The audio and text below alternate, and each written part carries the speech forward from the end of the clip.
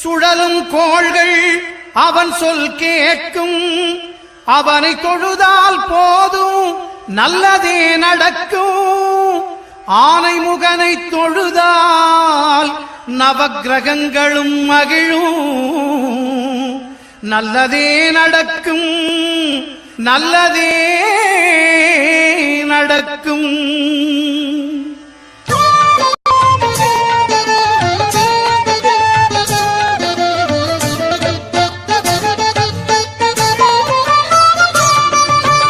ஒன்பது கோளும் ஒன்றாய் காண அங்கு கற்பகம் என்னும் கடவுளின் மெய்யில். ஒன்பது கோளும் ஒன்றாய் காண அங்கு கற்பகம் என்னும் கடவுளின் மெய்யில்